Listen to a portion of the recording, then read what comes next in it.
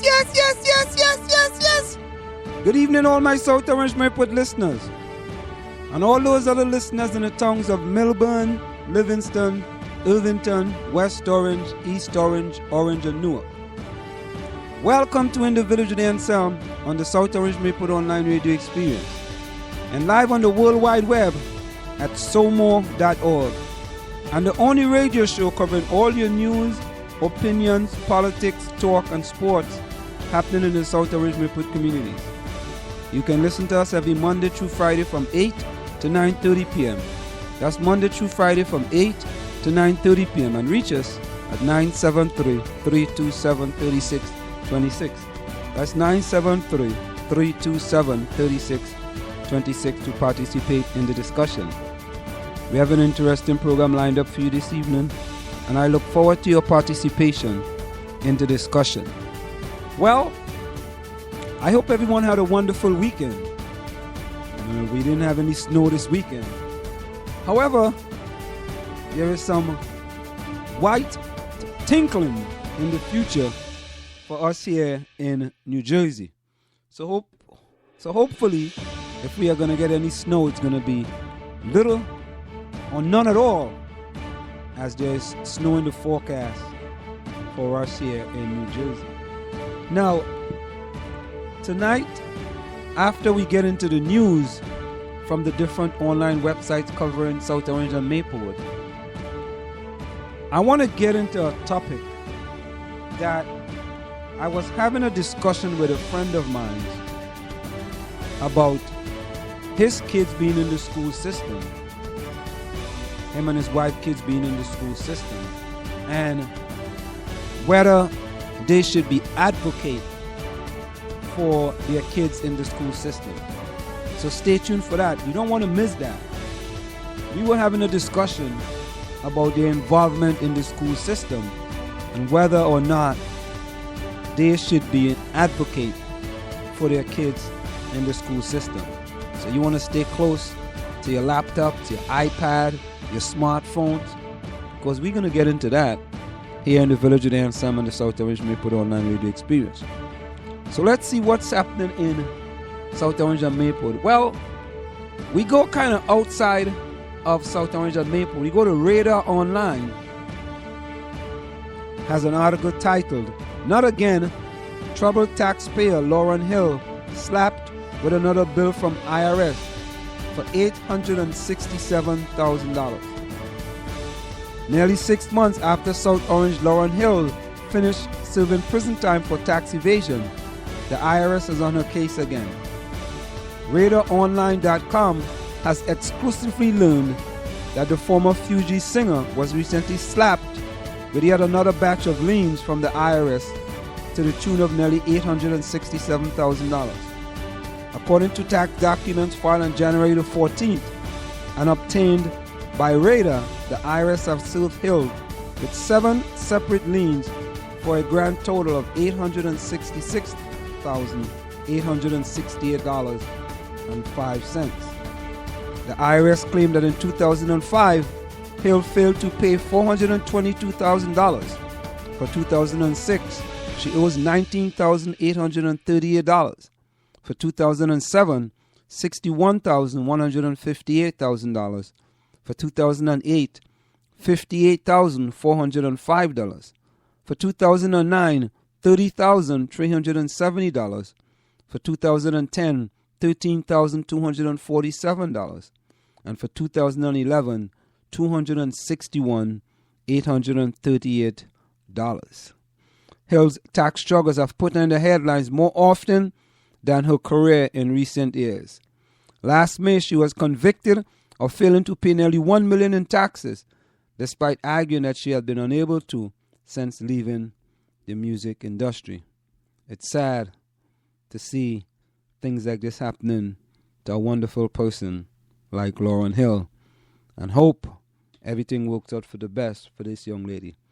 Let's go over to the South Orange Place, better known as PlaceNewJersey.com. Construction begins at 3rd and Valley Street. Construction has begun in a new residential and retail development at the corner of 3rd and Valley Streets in South Orange, called 3rd and Valley. The development will be the home to 215 apartment, retail space, and a parking garage. Jonathan Rose Companies is the developer for the project. A groundbreaking ceremony was held on Friday and was attended by Village President Alex Torpy, developer Jonathan Rose of Jonathan Rose Companies, and various community leaders and citizens. The construction site includes what used to be 2 of South Orange commuter permit parking lot and the headquarters of the South Orange Rescue Squad. In order to make room for the development, the sidewalk on 3rd Street has been closed off and the South Orange Rescue Squad has temporarily relocated to 13 4th Street. The Jonathan Rose Company has awarded the $1.1 million to the source to fund a permanent headquarters, which will be built in the near future next to the South Orange Fire Department headquarters. The development is expected to be completed in late 2015. James Redhorn, Homeland Star South Orange resident, dies at 65 years of age. Popular actor died Friday of melanoma at his Essex County home. James Rebhorn, a popular actor with an impressive TV, film, and Broadway career, died Friday at his South Orange home. Rebhorn, 65, died of melanoma, his agent Diane Bush told the New York Times. Rebhorn amassed more than 100 credits, most recently in Showtime's Homeland as Frank Matheson, the father of Claire Danes' CIA officer role as Carrie Matheson.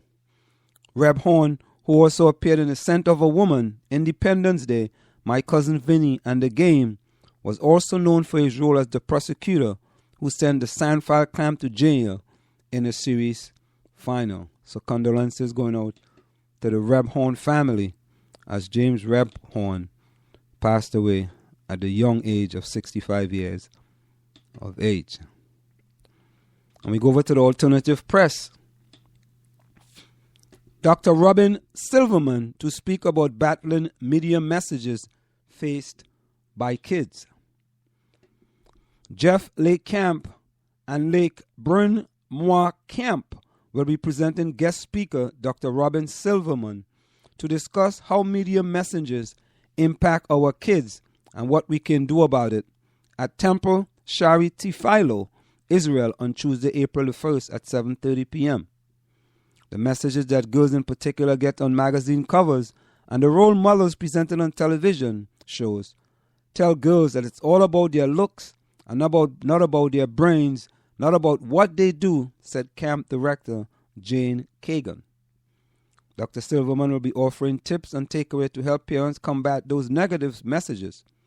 She has been featured regularly on Today's Show, Good Morning America, and ABC Nightline. South Orange Maplewood School Superintendent talks math at Town Hall discussion.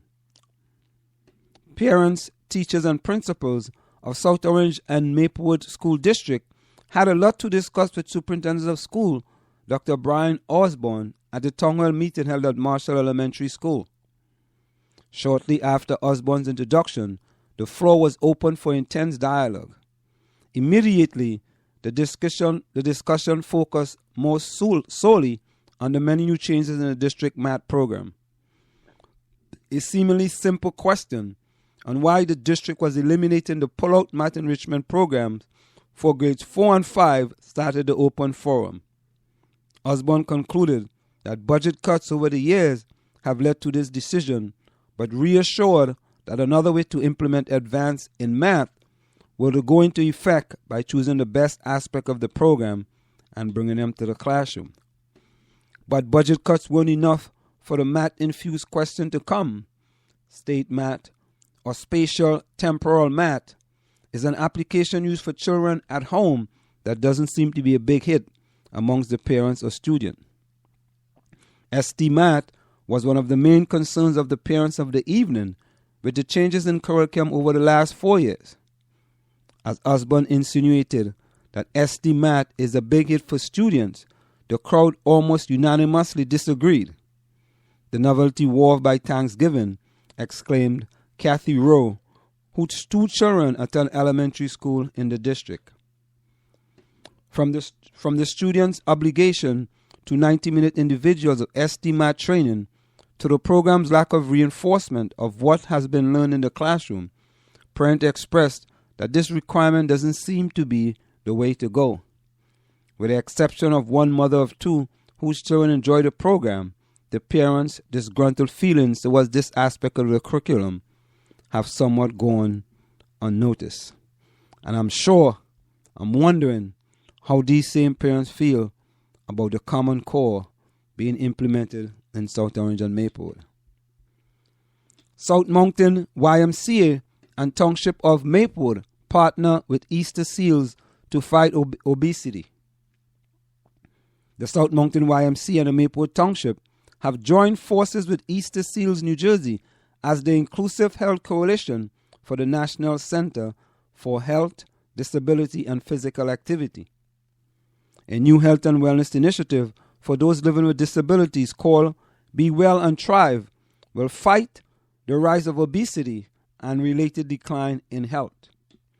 The partnership of Easter Seals and the Township of Maplewood is rounding out the expansion of our recreation services to our disabled residents and their families, says Township Committee Woman Kathleen Leventhal. The collaboration is an example of the mission of Maplewood Love Wellness, bringing groups together to build on the wellness of each Maplewoodian. And Maplewoodian, that sounds familiar. And and that's it for the Alternative Press. Maplewood Restaurant Week, March the 24th through the 30th, sponsored by Keller Williams Midtown Direct Realty and benefiting Rent Party Pantry Incorporated. This year's Restaurant Week is supporting Rent Party Pantry Incorporated in its effort to fight hunger locally. So come out, that's this week, and sample the quality, variety, and hospitality of Maplewood's restaurant and food purveyors for less and help fight hunger on the local level. Participating restaurants are generously donating a portion of the Restaurant Week profits to Rent Party Pantry Incorporated. So dine out and feel good about giving back. In addition, many restaurants and 2 local businesses will be collecting canned foods during Restaurant Week. They will also have a poster in your windows identifying them as a can collection site so you can easily spot them when you're out and about. Maplewood Restaurant Week is a joint effort of the Maplewood Village Alliance, the Chamber of Commerce, and the Springfield Avenue Partnership. And let's go over to the Essex News Daily. South Orange woman fights to prevent gun violence. Kathy Allen Rott of South Orange is a mother, piano teacher, and churchgoer, and she draws on her experience from all 3 as an activist. Allen Rott has been working towards gun violence prevention for more than a year, planning events to raise awareness about the widespread occurrence of gun violence in the United States. Most recently, Allen Rott has helped a church, the Unitarian Church in Summit, to organize a 3-part lecture series on gun violence in the United States.